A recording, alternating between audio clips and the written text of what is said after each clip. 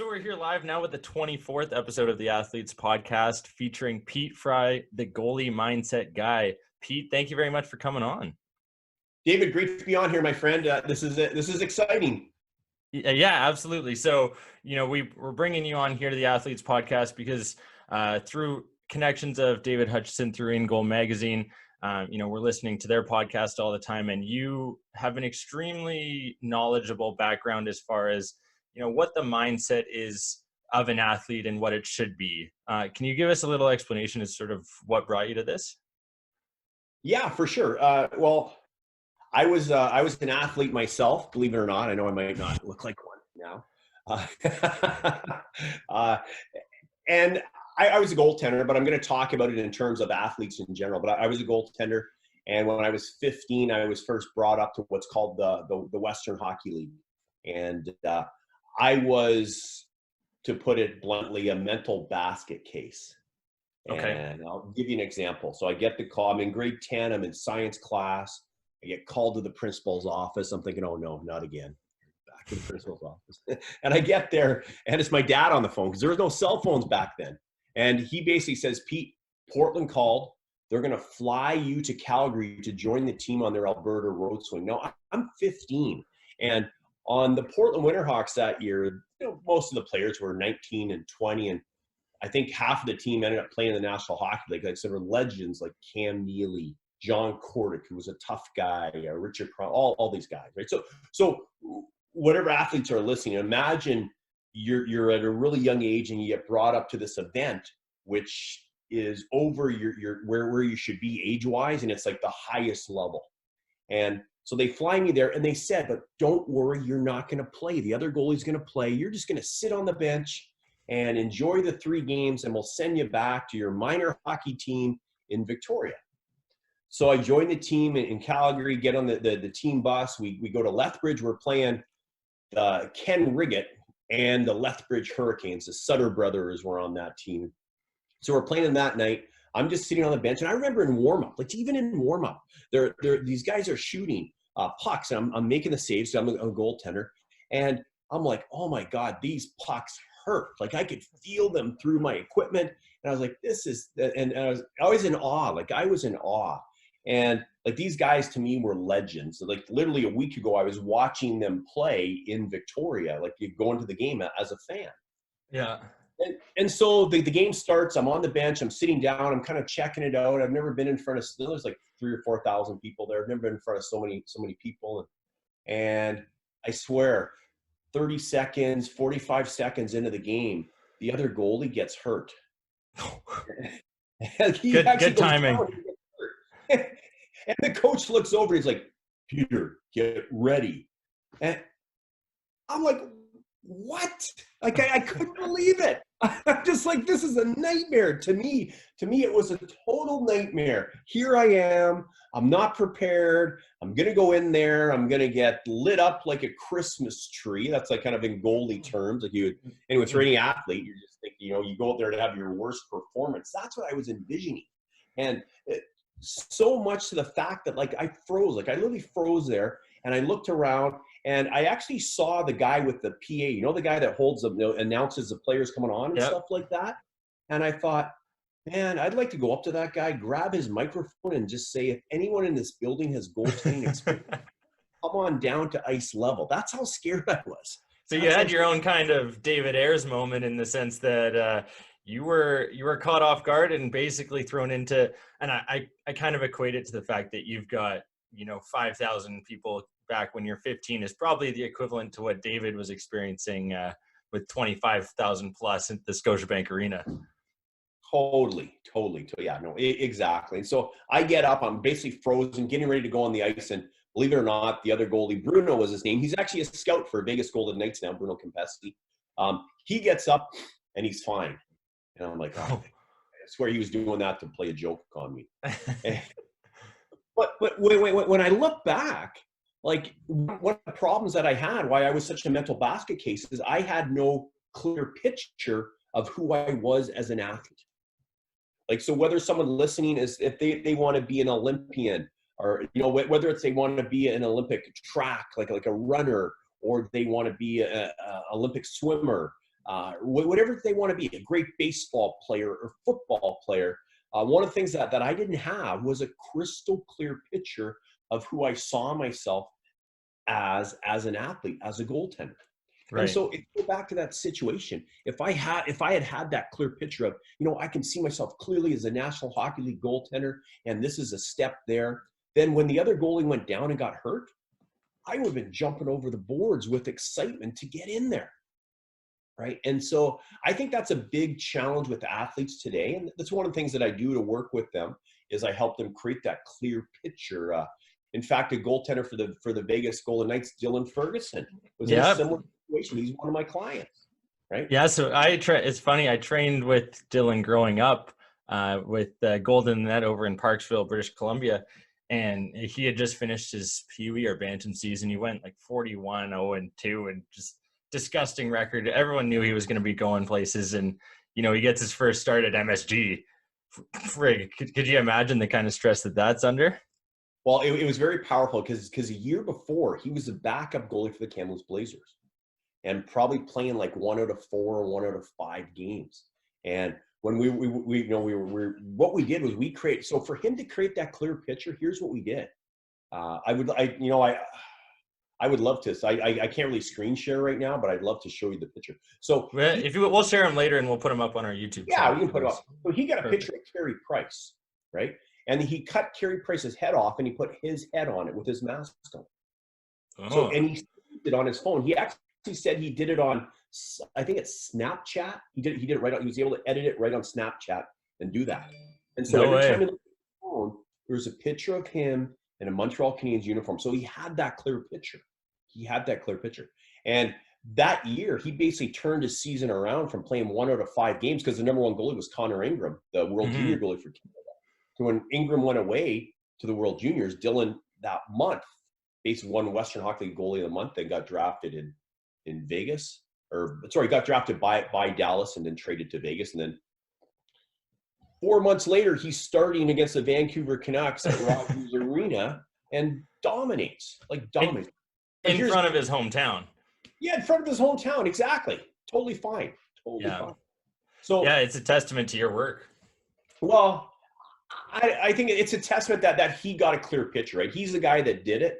I think I was able to help him get that clear picture and help him be crystal clear on that. So as opposed to getting all the fears. And another thing that athletes need to do, which a lot of them are doing now, like I have athletes that will call me before they have their performance, and I'll do a pregame visualization. So for Dylan, for that game, it would have been, very, very clearly, see yourself in your game. The Canucks they're breaking out of their end of the far blue line to the red line to your blue line, turns into a 2-on-1. See yourself making that save, crystal clear. See that black, So they run the movies of having a great performance, and that way, when things happen when you go into play, it's like the mind doesn't know what's real and what's not real, and you automatically feel comfortable in that situation. Well, and I don't want to say 100% comfortable, but you're going to feel a lot more comfortable than if you acted like I acted back then when I was 15. Yeah, well, you're putting yourself almost physically into the shoes that you're going to be in ultimately, and you're getting your brain and body comfortable in that situation so that you have the ability to, and you're prepared for it moving forward. So unique to goaltenders, and I'll keep it to this for right now, but you've worked with other guys, Joel Hofer, who recently competed in the World Juniors with Akil Thomas, who we've had on the podcast. But talk about the fact that, Joel was also the backup going into that tournament, and the kind of mindset that you need to have as a goaltender, any athlete for that matter, being the 1B to that. You're not the starting goalie, but you have to be ready at all times. How can you prepare for that if you're necessarily the backup goalie, for instance, or you're the second group of people on the field, or you're the second liner, right? You've got to be prepared in that sense to still perform at that top level despite not necessarily getting all the glory. Well, and exactly, and also too, you think of the situation that he was in. That was similar to myself when I was 15, like thinking that he's probably not going to play. Exactly. Or with the other guy. I could just take a vacation on the bench and relax. So if whoever is watching, go to YouTube and you put in Joel Hofer confidence, you'll actually see a session where I'm working with him on changing his body, where he is, out of confidence. He's like looking down, shoulders down, and then he's like has to snap into confidence. So you'll see him go shoulders back, chin up. He'll smile, right? So you learning to control his state. Right. So no matter what the situation is, he feels that he can, be totally confident. And if you see him in that game, especially the gold medal game, the way that he's standing in between whistles and all that, it's just super powerful, super powerful. It's interesting. It's almost something that you can, look at for everyday life, not necessarily just athletic performance, right? If you have an air of confidence that you're able to portray, the rest of society is going to look at you and just think exactly what you're doing at all times, right? Yes, exactly. And I think you said it there is through how you move and through what you focus on, no matter what the situation, even with what's happening out there right now with all this chaos that's going on, right? Yeah. You still are the master of your fate. Like, you're the ultimate guy who's in control, decides, what you want to think, how you're going to react to everything. And I'll tell you what, right now with what's happening with this whole coronavirus thing, there's some athletes out there, some people out there that they're just fearful. Like, they're fearful. Almost like going back to when I was waiting to go into that game, right? Totally, that's where my mind was. But there are also some out there who are working on stuff right now. Just like if you go back when the NBA strike was on, and I think it was Kobe Bryant, I don't know if it was Michael Jordan, or I think he was still playing then. And during that time of the NBA strike, those guys worked harder than anyone because they knew that it's only a matter of time before the game's going to be back on, right? So now it's a great time. Like, one neat thing that I have happening today with, like, I have this thing called a Goalie Mindset Academy. So I got the goalie for the Edmonton Oil Kings, Beck Warm, and the goalie for Victoria Royals, Connor Martin. Mm-hmm. They are competing against other goalies that are coming on in concentration grids to work on their concentration. So it's kind of neat. Goalie can come on and they can compete against the Western Hockey League goalie. Yeah. So it just, keeps their mind active, right, during what's happening right now. Yeah, well, for any goalies listening, I'm sure that's going to be an ultimate experience for them to kind of set the bar and see where they're at for their concentration levels, because so many people, and every athlete, not just a goaltender, not just players in hockey, but every athlete, I equate it to the fact that I golfed competitively growing up, and this was kind of one of my issues, was my mindset, my ability to stay focused throughout tougher times. You double bogey 3 straight holes and you're like, holy Dinah, I gotta turn this ship around, right? And there's times when you've got to be mentally strong, and if you don't have that in the tank, then your performance is going to suffer, right? Yes. No, exactly.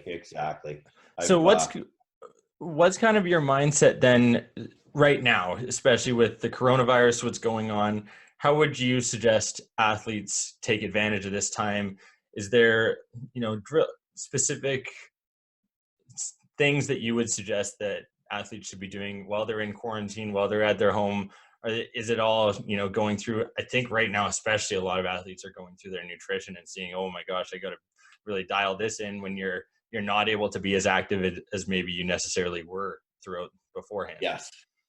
Yeah. So the first thing I would say is I would limit social media, right? I would limit, because a lot of it is negative and fear-based. And, people don't even know it sometimes, right? Some of the things that they're sharing. Of course, I would limit some of the social media, and then I would have routines. Like, for example, I would have a morning routine. So every time you wake up, like, the first thing most people do, 98% of all people, the first thing they do when they wake up is they look at their phone. Mm-hmm.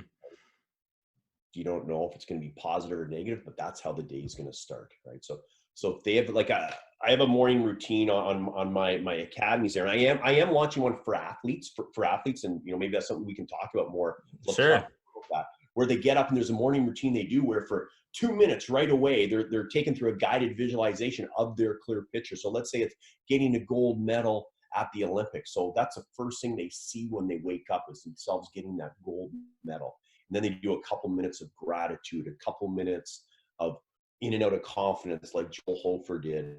Different key things. So if they start their day off like that, then they're in control, right?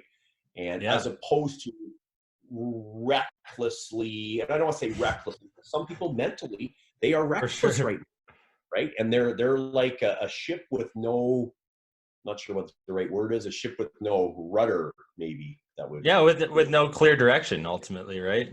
yeah, exactly. You can't control the wind, but you can control your sails. And so I think they have to control that. Working out, there is things that they can do at home, even if they're still working on their core at home. They're probably not going to be allowed to go to their training field. Some of them may be able to in small groups. If they can, great. If not, then I would say connect with 4 or 5 other athletes that are around the same level, maybe even a little bit higher, and keep in touch with them on a daily basis for accountability. And that's a great advice, because for me, even especially over the past couple of days, I've been struggling to just get into that routine like you mentioned. And I think having some other people that can hold you accountable and then also share some of their griefs and difficulties as well is a good way to create a good support network. Yeah, 100%. Because this is going to be over at some point. Yeah. Right? It's going to be over at some point, whether it's 2 weeks, whether it's 2 months, whether it's 2 years, it's going to be over at some point. Yeah. Right? And Yeah. things will eventually recover and be back to normal. But who's going to be ready when it does go back to normal? That's the key. Well, and that's the ultimate question, right? As long as you're putting in the work now, I think, and making sure you're making the most of that effort as well. It's one thing to say you're doing all of this work, but to actually hold yourself accountable and make sure that you're putting in the correct amount and into the areas. Maybe this is a time where you focus on your weaknesses, right? And that's where you can make sure you start to flourish moving forward. So I want to talk about a bit more about your experience. You're drafted to the New Jersey Devils. You played 5 years in the WHL All Star Team, Victoria Cougars MVP for 2 consecutive years.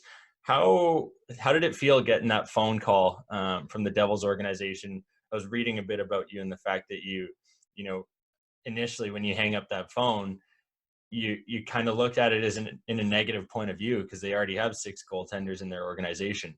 How did you feel then, and what would you have done differently now? Awesome question. And I'm going to relate it to what I'm talking with athletes, either being in the athlete mindset or the fan mindset. Okay. And a lot of times as an athlete, no matter what the sport is, we can fall in that fan mindset. And you think of the fan mindset is if you're in the stadium, you're watching the Olympics, your favorite runner's out there, your favorite high jumper, whatever that is, you're cheering for them. You're up and down, your emotions are up and down based on what's happening, based on the result out there. Right? And a lot of times athletes will, without even knowing it, they will be in the fan mindset. For sure. As opposed to the athlete mindset, which is, it's almost like I don't care attitude. You care, but you don't care, right? Yeah. You have a clear picture of where you're going, and you're just in there putting in the work. You're just doing it. And I'll take you through some hockey scenarios in a bit, which relate to that. But for example, when I got drafted by New Jersey, I was totally in the fan mindset and I didn't know it. Like I had no idea. The year before, I was in the athlete mindset. The year before, I had decided I'm gonna work hard. I want to get drafted this year. I should have been drafted when I was 17, but I didn't have a very good year that year. So this was another opportunity for me. And I worked so hard the summer before the year that I got drafted to New Jersey. And that whole year, I just gave it everything. I was, and it's funny because that year started where I was 0-5. I was 0 wins, 5 losses. Oh. And the other goalie on the team was 5-0. And it was, and the coach called me in the office and he said, Pete, in order for us to win when you're in there, you have to win for us. That's all he said, right? Which was interesting because sometimes I'll tell athletes to take their focus off of winning and just put it on, what they can control, because you can't ultimately control the outcome, but you can control what you do. And somehow that just helped me reset. And then the very next game, we're playing against my old team. It was Portland, and I think they outshot us like 60-something to 25, and we ended up, I think we won like 5-4 or something like that, right? Had a great performance. Yeah. And that year, from alternating at the start of the season where it was the other goalie played, I played, the other goalie played, I played, the other goalie played, I played, and then eventually it was I played, and I played like 50 odd games that year. It was totally in the athlete mindset. And then summer came along, and there was all this talk of, being drafted this year, and I was on the central scouting rank to get drafted. And so my mind went from what action can I take to what's going to happen here? Like so I remember picking up a copy of the Hockey News Yearbook and going through and looking at every team and their goalies that they had. And of course, reading every article, taking it to heart. And I was totally in the fan. So I went from a total athlete mindset to a fan mindset.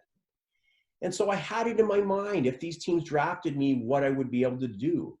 And so, believe it or not, when I got the call from Mike Johnston, I still remember I'm sitting on my deck in Victoria, and I think my dad calls me and he says, "Hey, it's New Jersey Devils on the phone." And so I get there, and it's Mike Johnston saying, "Peter, welcome to the National Hockey League. Welcome to New Jersey." He's calling me from the floor of the draft, right? And He says, "We've drafted you. Welcome aboard. Look forward to seeing you in September." And I'm like, "Thank you very much. Looking forward to it." But then I hung up the phone, and my first thought was, I don't have a chance. And I was done right there. That was my fan mindset, right? Just automatically in that negative point of view and not looking at it as, an opportunity ultimately. Totally. And the old saying is true, whether it's an old saying or it's a common saying, is change the way you look at things, and the things you look at change. Right? So I was looking at it glass half empty as opposed to glass half full. Whereas you think of it, if it was Patrick Waugh that got the call or Martin Brodeur that got the call, you think he'd be thinking of the other goaltenders? No, we got one focus, and that's stopping pucks. I'm the best. Yeah. Right?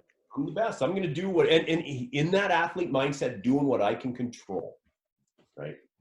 And so you've got this opportunity where you're drafted, you spend those couple months over the summer, you're looking at the fact that, the Devils organization is full of goaltenders already, and you're mentally trying to in this state. And I want to refer back because I read that article that you wrote for In Goal Mag. That's where that athlete versus fan mindset. And I sincerely recommend anyone to go check that out, because it's an excellent article and it goes into detail as to, I even look at it. This is probably something that, 95% of athletes go through on a day-to-day basis when they're playing sports, whatever the sport is. Granted, individual sports, it might be a little different, but for the most part, you've got athletes that, when they're not on the ice exactly playing, they're looking back and they're like, they're watching, they're wanting the goal to go in. They want your team to score, when in reality, you can't control that. So you're not looking at it from that athletic perspective right away. And you're back a step, right? Because you're not mentally prepared for what's coming next and what you should be doing. So it was a great article. It's cool to a couple months later be connected with you virtually here and talking about it. Have you experienced something like this ever again, because now obviously with the amount of research you've done into the mind, into how the mindset can really affect athletes, do you think and look back now and try and provide as much advice to athletes so that they don't go through that? Or do you think it's an experience you kind of have to learn at one point or another? Great question. I think it's something that you need to be aware of. You need to be aware of and recognize it when it happens. Give you an example is Beck Warren. Beck's one of the top goalies in the CHL this year, the Canadian Hockey League, with Edmonton Oilers. Went to Washington Capitals camp. And last year, he's playing with Tri-Cities, and Tri-Cities Americans of the Western Hockey League. And they're playing Spokane. They are up 2-1. There's about 30 seconds left. Tri-Cities gets the puck. Spokane pulled their goaltender. So Tri-Cities goes all the way down the far end. They get past the blue line. They get to the top of the circle, fire the puck. It goes off the crossbar. Spokane gets it and comes back, and Beck makes the save. So he calls me after the game. He calls me after the game, and because I always tell my clients to, we do a pregame visualization, then they'll call me after the game, just kind of report in. And so he calls me and I'm like, Beck, during that situation, when your guys had the puck, when they carried it down the far end, did you remain in the athlete mindset, or did you fall in the fan mindset of, we got to score, we got to score, we got to score? And he's like, no, I was in the athlete mindset 100%. I was thinking, we're going to turn it over. I'm ready. We're going to turn it over. I'm ready. So it's almost athlete mindset, a little bit of like a reverse the obvious. So that guys go through that and be able to deal with that in that way. Whereas when I played, our D-man would have the puck and he'd be trying to get it out. I'd just be thinking, get it out, get it out, get it out. And then if it turned over, I'm like, oh man, I better get ready. Whereas if you're in the athlete mindset, you're just calm. You're aware of the threats. Okay, that guy over there can get the puck. I better be aware to push over there. And so you're ahead of the play. Like a guy who remains in the athlete mindset a lot is Carey Price. And, you know, he's got to with the team playing as poorly as the Habs were before the coronavirus. Exactly. Well, in that, yeah, excuse me. And that's the whole athlete mindset. When your team plays poorly, it's, you know, like when you're younger, when you're a kid, and let's say you get in the car after your event, whatever your event is, whether it's hockey or baseball or something like that, you know, parents want to make you feel good. And so in hockey, excuse me, sometimes it's like, I just gotta have a drink of water. No, the other thing I'm thoroughly enjoying. Go ahead. We'll have to edit that out. I don't know if we can. I don't care. It stays in there. That's okay. They can refer to the YouTube and watch you drink some water. Stay hydrated. Yeah, there you go. There you go. Anyways, what I was saying was with athletes, when you think of they come in the car after the game and the parents want to make them feel better, right?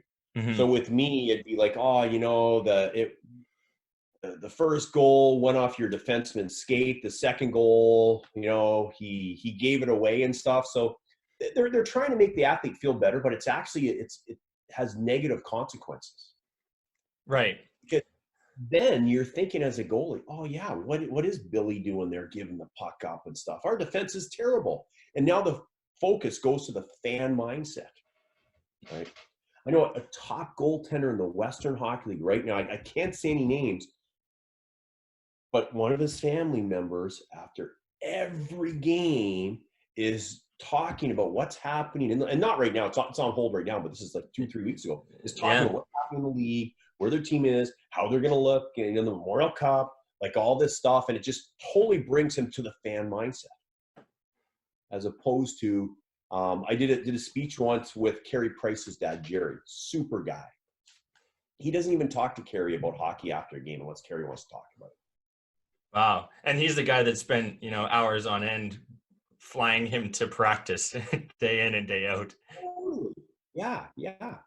So what would be your advice then for those parents who, you know, to avoid that almost helicopter, air quotes, parental style that is so present nowadays? What would be your recommendation as far as how they can still connect with their son or daughter and, you know, make sure that they're doing what they can to improve their athletic performance? Have the main focus every time they talk to their kids on building the love for the game. I think that's the number one thing. Build the enjoyment for the game. You know, when kids quit, it's usually because they're focused on a lot of negative things and they've lost their love for the game. Right? So whatever they can say to build the love for the game. What did you enjoy about today? What was fun in today's game? What was, you know, what's one thing you think you did well? You know, just stuff like that. And then maybe talk about something else and let them bring it up if they want to talk about it. Very unique.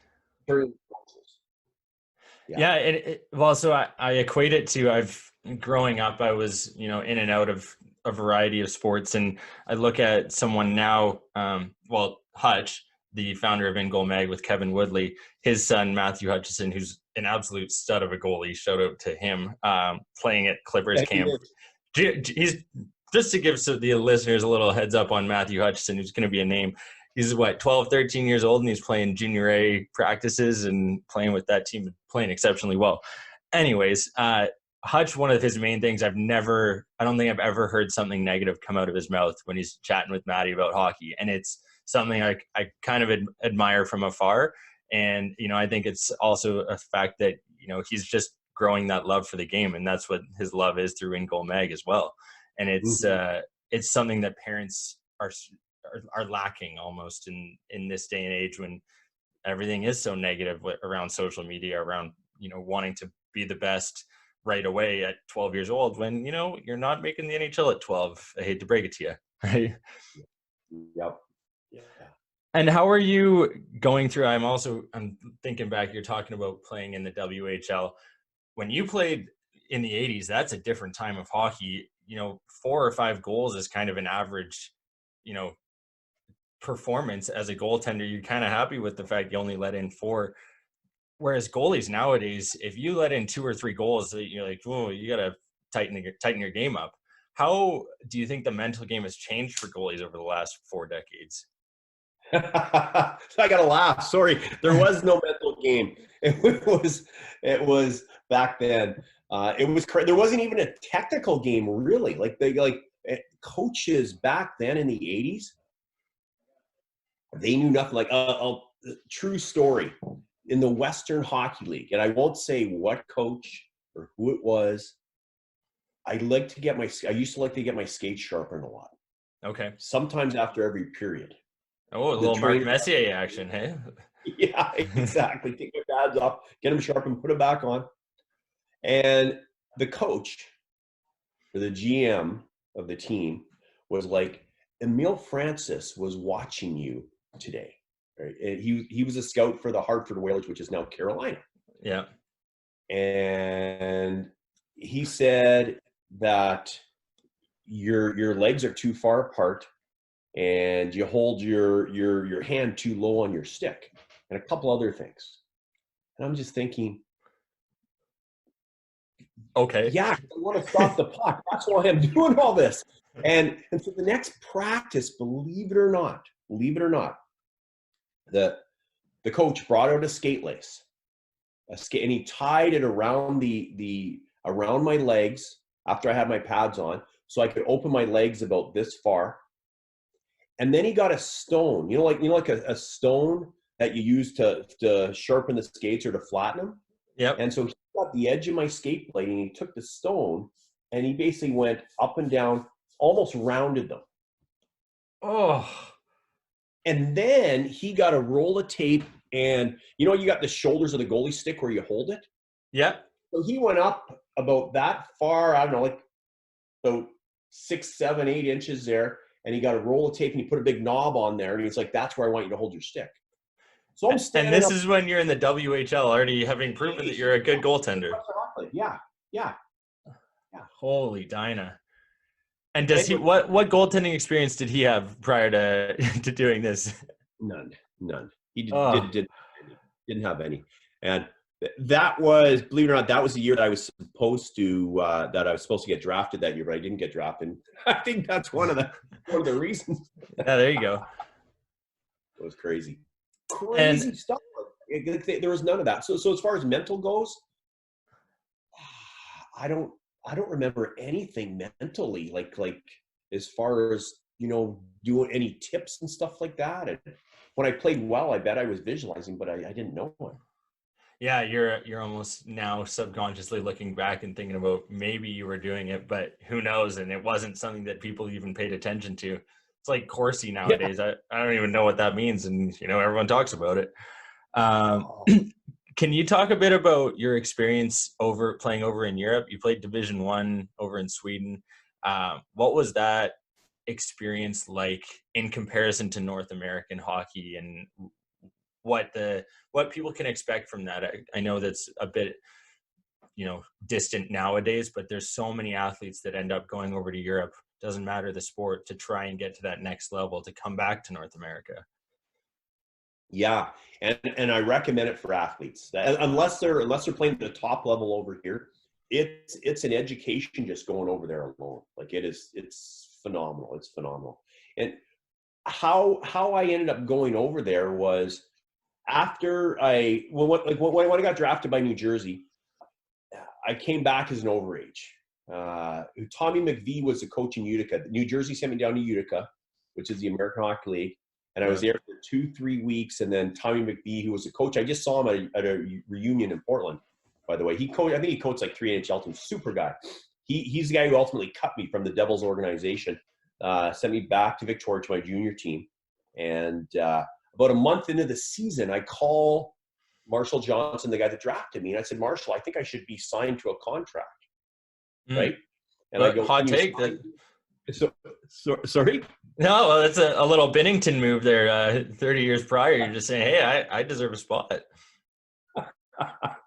Yeah, after I had like such a poor performance in training camp, I'm like, I think I should be signed. And Marshall is like, okay, I'll call you back. And I'm still waiting for the call. Like he's still he's a little delayed, eh? Yeah. So at the end of that year, I went to University of Calgary, played there for 2 years. And Willie Desjardins, who was just recently the coach of the Canucks, and then Mike Johnston, who was coached at LA, and he's now Portland Winterhawks general manager, coach, super guy. They're both great. And so they coached me at University of Calgary for 2 years. And then my second year, I thought I'm gonna make a comeback. I'm gonna do it. I'm gonna get a tryout after this year. And we were actually ranked #1 in the country that year. Phenomenal team, University of Calgary, great players. And we go to the Final Four, like the Frozen Four in the U.S. It's in Toronto. We fly in. We're practicing at Varsity Arena.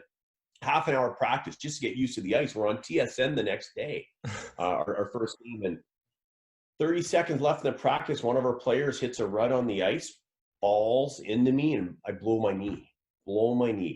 I'm like, my gosh. I was like devastated. So, being a 22, I was 22 years old. I was like, I can't believe this is taken away from me. And anyways, so I was really in a depressed state back then. And so the next year I went to the East Coast League to play. Mm-hmm. I said, this, no more university. I'm going to turn pro. I'm going to the East Coast League on like half a leg, basically. I couldn't even walk. And I played half a year there, but I just couldn't complete it. And the next year in the summer, believe it or not, I got an opportunity to go to Sweden. My agent called me and said, hey, they needed a goalie in Div 1 in Sweden, a place called Helsingborg. And so I thought, let's take it. Let's go. So I went there. And it's really funny because I remember getting off the plane, and I get off the plane and my knee buckled. And I'm like, oh no, they're going to find out. They're going to find out. Start. It's never a good sign when you buckle off the tarmac. I played like the next day, and I swear I played on one leg. Like I basically played, and I was lights out. I was phenomenal, and I was phenomenal almost out of, fear can be a negative thing, but it can also be a good thing as well too. Because sometimes to avoid the potential fear or negativity, you can focus so well, and it's like you're almost scared to lose your focus. You're just dialed in on the puck and the play and nothing else. And I was so dialed in that evening that I just dominated. And I had a great start in Sweden there. And then, I kind of tailed off the last half of the season, but my team was supposed to re-sign me and I was supposed to go back and play. And that's when the economy kind of crashed there. So our team's like, we can't really re-sign you. I'd offer a couple other teams for a little less money. And, but my agent and I were talking, we're like, well, let's wait. We'll get something. I didn't get anything. I didn't wait it out. I basically said, that's it. I'm done. Right. Which is crazy. I have clients now that'll go a whole half a season without playing, but they are waiting. That to be a pro, you got to be able to go through that and sustain those times. Well, and there was a testament on your website from an individual who's, didn't play his first NHL game until, 29 or early 30s. Like that didn't used to happen, but nowadays with how hard people are training, how dedicated they are to living out their dream of playing in the NHL or whatever top professional league it is, you can do that as you age because you can mature so much more over time and you can progress your game despite maybe not being 21, 22 and automatically making it. There's so much more now to be realized. And to your point, like you're still learning, we're still learning at all times. And I think it's interesting the fact that, you continued on through this path despite not having the ideal dream that you probably were envisioning at 15 years old. Despite having a career that sucked. No, exactly. No. I hear you. There you go. No, exactly. And the gentleman you're talking about, I think it's Jeff Glass, right? And it was, yes, correct. 32. It was 32. So I basically get a text or a message from him. This is like 3 years ago. I think it was around 3 years ago. And we're communicating back and forth. This is just before I started working with him. And so I messaged him. I said, what are some mental blocks you think you may have? And the first thing he said was, and Jeff's an awesome, like he is phenomenal, great human being, great person. He said, I see myself as an almost NHL goaltender, almost NHL goaltender. So that was kind of his picture, like a clear picture, and which is better than a lot of other people's picture, right? Better than 99% of other goalies. Yes, yeah. I wish I could go back to when Jeff was 21, 22, and was drafted by Ottawa, was third-round draft pick. He was a world junior champion goaltender for Canada. Won the World Juniors, just like Joel did, right? Sidney Crosby was on his team back then. But he if he had that almost clear picture. So he didn't quite see himself as an NHL goaltender, just like when I was drafted by New Jersey. Mm-hmm. And so he ended up going, after struggling a little bit in the AHL, he went to the KHL, made very good money over there in the KHL, had a great career over there, great life, but, wanted to live out his dream and, play in the National Hockey League. And so the first thing we did when we started working together was I asked Jeff to create a clear picture of playing in the National Hockey League. So he wrote out and he sent to me, and it was actually the Calgary Flames, because he's from Calgary, right? So he wrote out, I see myself in the Saddle Dome coming out and doing all this stuff and playing, getting first star of the game. I look up, there's my wife and my parents and all that good stuff there. So then he did that. We would do the visualization. So he basically got a clear picture, got a crystal clear picture. And it's really, because 3 days later, this is in the summer, this is in Calgary, he calls me and he's like, this stuff works. He goes, it's amazing. This stuff works. I go, why do you say that? And he said, well, I'm gassing up, and guess who's in front of me is in the vehicle ahead of me getting gas is Brad Treliving, the general manager for the Calgary Flames. No way. Yeah. And I'm like, I go, did you tell him you want to be a Calgary Flame, right? And he's like, no, I didn't. I'm like, that was an opportunity. Anyways, no big deal. So he ended up getting a tryout to Toronto, went there, and finished off the year in Rockford, the American Hockey League. Mm-hmm. Next year, one of the first cuts from camp in Chicago, even though he's probably the best goaltender there. Interesting. They sent him down to Rockford, and then halfway through the season, they call up the other guy, and I remember Jeff calling me. We're talking about it. We're going through it, and we said, well, what can you control? How do you remain the athlete mindset when it's easy to fall in the fan mindsets thinking they should have called me up, but they called up this other guy. And so, he mind mapped out a plan, things he could control. And 30 days later, he played his first NHL game, got first star. Wow. It wasn't for the Calgary Flames. It was for the Chicago Blackhawks in Edmonton.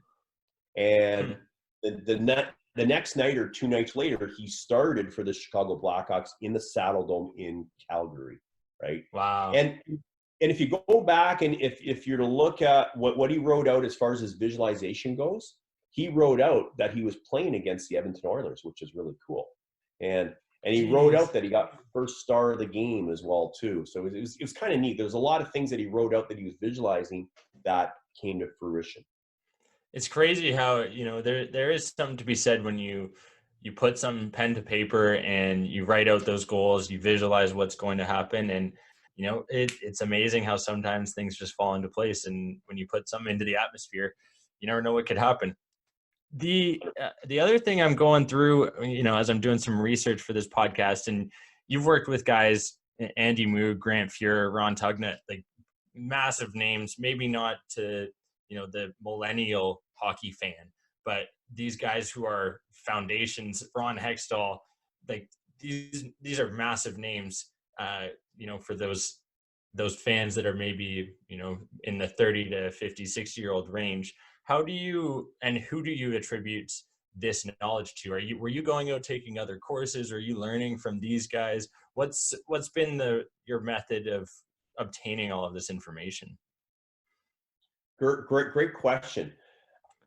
Basically, since I was 17 or 18 or 16, 17, 18, I worked in hockey schools throughout the summer, right? Okay. And throughout these hockey schools, there would be different pros that would show up, like whether it was Grant Fuhr or whether it was Andy Moog. And then later on, an ex-goaltender, Darren Jensen, who was drafted played for the Flyers for a little bit, super guy, great guy. Him and I created a hockey school called the National Hockey School. We did this seminar there called The Road to the National Hockey League. So, we brought some pretty powerful pros during that hockey school, like Joe Sakic, Mark Recchi, the Courtnall brothers, John Van Briesbroek, Ron Hextall, and guys like that, right? So I was able to interview them and just ask them certain questions on, what do you think you did differently than maybe someone who had more skill, who was more talented than you, but say didn't have the career that you had. And, through that research, found a bunch of commonalities, and also have done a lot of personal development research, studies, and figured out how to apply that to the world of sports. Because at the end of the day, if you ask anyone, any athlete, what percentage of your success is mental? And I always ask the goaltender. So I always ask them, I say, what percentage of your success is mental? And I'll get anywhere from 100% down to, some will say maybe 25%, maybe 20% is the lowest I'll ever get. Most answers are between 70 to 90%. Like 80% of the answers are 70 to 90% of their success is mental, right? And yeah, and so a lot of them though don't work on it. Like they don't work on the mental part of the game. Right. The best do what the rest are not prepared to do, and they will find a way to work on the mental part of the game. So one of the kind of staple questions that we go with to wrap up almost every episode is what would be your recommendation for athletes moving forward? Right now, obviously, is a very strenuous time in a lot of people's lives, but what are some tips and tricks, maybe pieces of advice that you'd give to the athletes listening and, the parents listening, whoever's listening, as to how to maneuver these next couple weeks, months, and, really for the rest of their careers ultimately? I would say number one, great question, by the way, really good question, is to recognize the importance of the mental part of the game. Number one is just say, okay, that is so, especially right now. And now is a time that they can really get ahead of the people that are not working on the mental part of the game. Right. So number one is, I would say, and I'm going to write, as I'm talking, I almost have to write down. It's just the way my brain works, right? And so I got to write that. So number one is, do you have a clear picture? Think of Jeff Glasser with how that changed him. Do you have a clear picture, right? Number one, who is your ultimate future self, right? Number two is there an athlete that you really look up to, you may idolize, that you would like to be like? Because that helps with the clear picture, right? Who is your almost idol athlete? Or you could say superhero athlete. Once you got those two things, your clear picture, your future self, and your ultimate idol athlete, you need to then take time every day. And I recommend first thing when you wake up, last thing before you go to bed, is you need to run the movie. And you need to see yourself and visualize yourself in that event as your future self, being successful.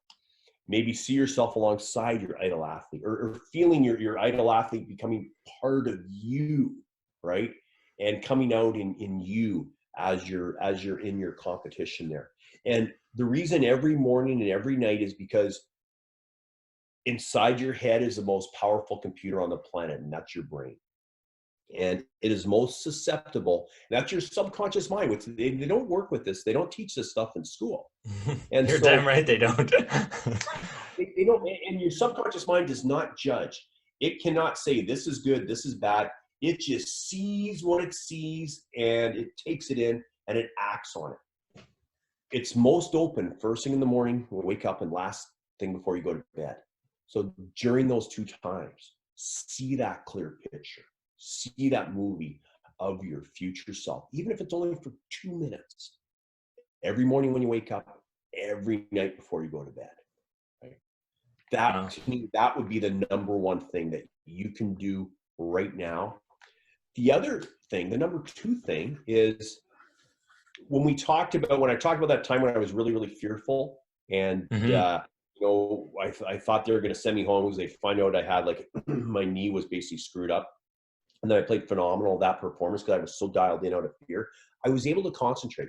So when I do seminars, I'll always ask the audience, I'll put a slide up, and that slide will have, it's like a page out of a book.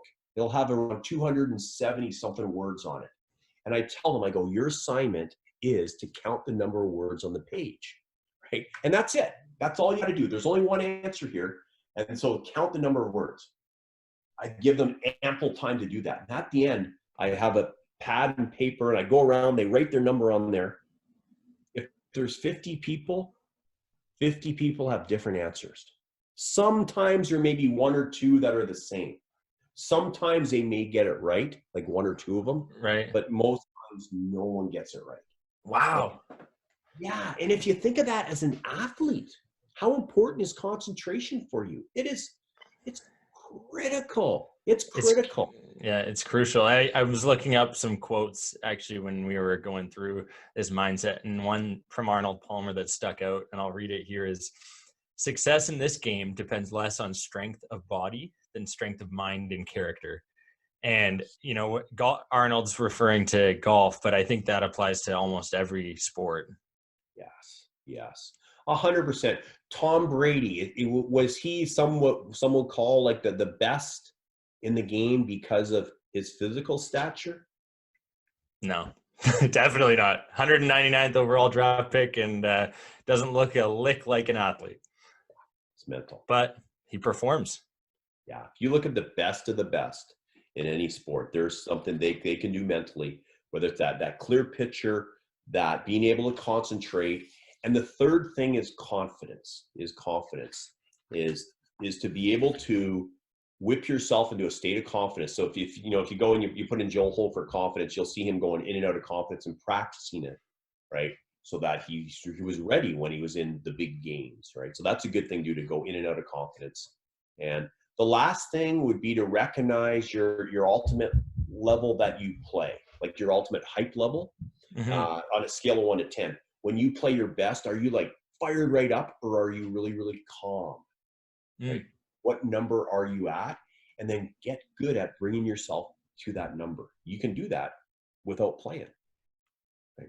Yeah, that's one of the things I remember reading in that article, was trying to find what that ultimate point is for you, where you can perform at your best and still maintain composure and be amped up enough to perform at your elite level. And, for me, that's probably a 7 or an 8, but I know guys that are sitting at a 1 or a 2 that can't have any stress in the world or any thoughts going on, and they're relaxing. Whereas, I got to get a little fired up. I got to get the boys going, chirping, whatever it is. Right. Yeah. Different for everyone. Yeah. Different.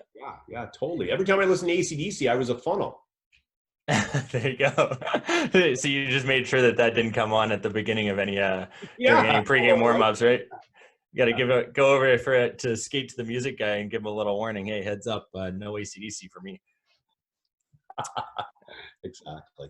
Well, Pete, I really appreciate you coming on and talking on the Athletes Podcast. It's, for me alone, it has been extremely insightful. I think I've learned a lot. I know every morning and night now I'm going to be visualizing Connor McDavid coming on the podcast, or whoever it is. And then who knows, maybe we'll see if we can get them.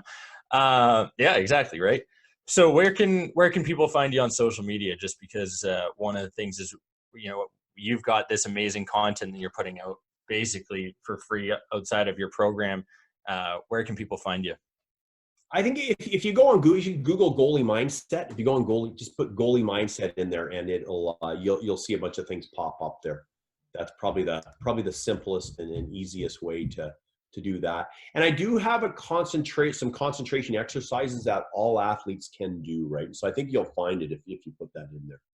Amazing. Awesome. So hopefully for those listening, they'll go up, look in goalie mindset and locate some of those concentration drills and see if they can perform at the WHL level. There you go. There you go. Awesome. Fantastic, David. I really appreciate you having me on. It was awesome. Love to come on again at some point. We can make this a regular thing. There we go. Well, we do appreciate it as well, and I'm sure the listeners will as well. So thank you very much again. I appreciate it. Enjoy the rest of your day. Stay safe. Wash your hands. And for all those listening, thank you guys again for tuning into the Athletes Podcast. This has been the 24th episode with Pete Fry, the hockey mindset guy. Take care, folks.